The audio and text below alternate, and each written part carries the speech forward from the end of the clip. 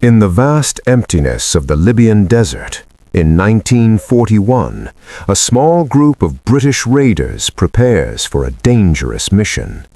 Far from the front lines, these men are about to wage a silent war deep behind enemy territory.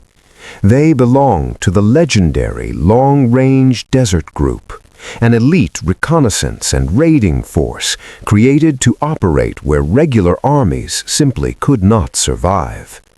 With only a handful of heavily armed trucks and barely 20 men, this unit would challenge something far greater: the massive supply network that kept Hitler's armies fighting in North Africa.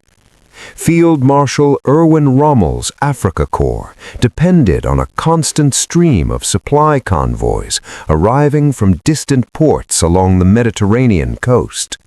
Fuel, ammunition, spare parts, and food.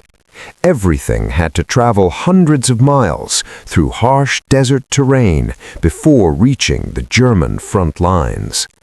The LRDG trucks were specially modified for these extreme missions, packed with extra fuel cans, heavy machine guns, and enough supplies to survive weeks in the desert. They had almost no armor protection at all. Their greatest defenses were speed, surprise, and the endless desert itself. Using only the stars for navigation, these raiders crossed terrain where there were no roads, no landmarks, and no room for mistakes. 20 men, a few trucks, and one dangerous objective: locate and destroy the enemy supply convoys that kept Rommel's war machine moving. A typical raid would begin at dawn, when the desert light slowly revealed the long lines of German trucks crawling across the sand. Hidden in dry riverbeds and rocky wadis, LRDG patrols would patiently wait for the perfect moment to strike. Machine guns were loaded and ready. The men checked their weapons quietly, knowing that once the attack began, speed would be everything. Soon, the dust of approaching engines appears on the horizon. A German convoy moves slowly across the desert, unaware that it is being watched.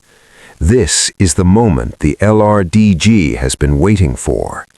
Engines roar to life as the raiders burst from their hiding places. The trucks race toward the convoy from the flank, their mounted machine guns already opening fire. Tracers streak through the air as bullets tear into the first supply trucks, igniting fuel tanks and sending flames into the sky. German drivers abandon their vehicles in panic, scrambling for cover as the ambush unfolds in seconds. LRDG soldiers leap from their trucks, planting explosive charges on the most valuable targets. Fuel trucks, ammunition carriers, communication vehicles, all marked for destruction. Moments later, powerful explosions ripple across the convoy. Shockwaves echo through the desert silence. In just minutes, what was once a vital supply column has become a line of burning wrecks. The raiders waste no time celebrating. Every second increases the risk of enemy reinforcements arriving. Engines start again, and the LRDG trucks turn back toward the open desert. Behind them, thick smoke rises high into the sky. Another Axis convoy destroyed. For Rommel's Afrika Korps, every lost convoy meant fewer supplies reaching the battlefield. Fuel shortages could delay tanks, ground aircraft, and halt entire offensives.